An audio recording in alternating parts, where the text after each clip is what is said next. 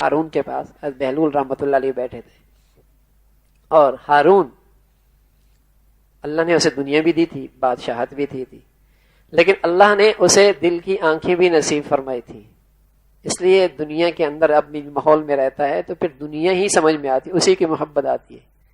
جہاں آخرت کے تذکرے، نیک دوست، نیک ساتھی، اچھی صحبت، وہاں کچھ آخرت کے وطن کی بھی باتیں ہوتی ہیں، تو دل کی آنکھیں اللہ نے اسے دے رکھی تھیں، کچھ گھڑیاں اچھے لوگوں کے ساتھ اٹھا بیٹھا کرتا تھا تاکہ وہ وطن یاد رہے جہاں جانا ہے۔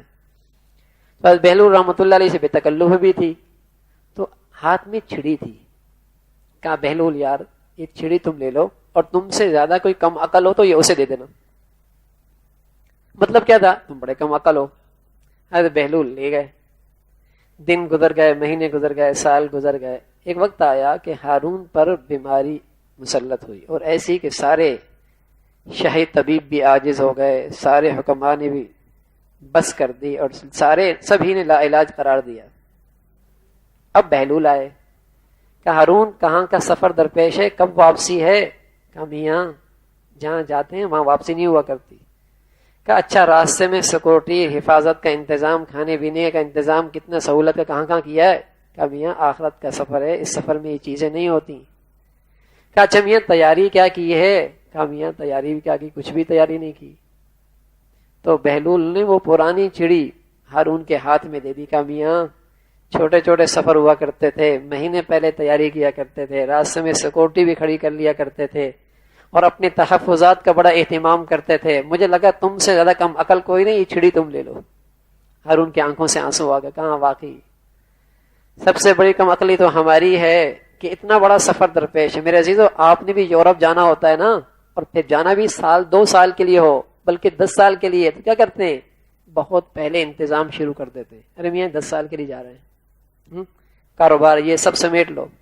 اور اس وقت میں اور آپ لانچ میں بیٹھے ہیں، اور اتنا لمبا سفر ہے کہ جہاں سے واپسی بھی کوئی نہیں، اور پتہ نہیں کہ سفر کب شروع ہو جائے، آج یا کل رات کو یا پرسوں، کسی وقت بھی روانگی ہے۔ لیکن ہم اپنے دل سے پوچھیں تیاری کتنی ہوئی ہے؟ تیاری کتنی ہوئی ہے؟ ایسا لگتا ہے کندھے پہ کسی کو سوار کر کے اس جہان لے کے چلے گئے، لیکن لگتا ہے ہم نے نہیں جانا۔ ایسی غفلت ہے، ایسا مردہ پن ہے اندر، ہاں ایسے جسے کہیں کہ دنیا پرستی کا چمڑا چڑھا ہوا ہے اندر دل پہ، کہ دین کی بات اثر کرتے ہی نہیں۔ میرا نبی کہہ گئے حب الدنیا ایک ایسا مرض ہے کہ خیر کی بات اندر اثر کرتی نہیں۔ مسجد میں بات سنی، دین کے حلقے میں بات سنی، باہر گئے سب بھول گئے، کوئی زندگی کا رخ رنگ ڈھنگ نہیں بدلا۔ یہ دنیا کی محبت کا چمڑا ہے، گندگی ہے جو آج دل پہ مسلط ہے۔ مرتے ہوئوں کو دیکھتے ہیں، قبر میں اتار کے رکھ کے آتے ہیں، اپنے ہاتھوں سے کفن پہناتے ہیں، لیکن ذرا یہ احساس بھی نہیں ہوتا، ہو سکتا ہے کسی لمحے اس سفر پر میری بھی روانگی ہو جائے۔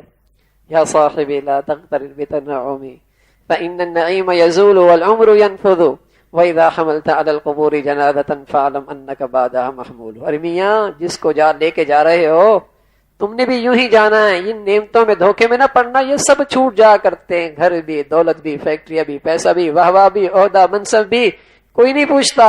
جب وقت آتا ہے تو سب دھرے کا دھرا رہ جاتا ہے، اور تمہیں بھی اسی طریقے سے کندھوں پہ لے جائے کوئی۔ تو میرے عزیزو سارے بد اخلاقی کی بنیاد، سارے بد اخلاقی کی بنیاد حب الدنیا رأس کل خطیہ، دنیا کی محبت ہے، اور ساری خیروں کی بنیاد اللہ آخرت کا شوق نصیب فرما دے۔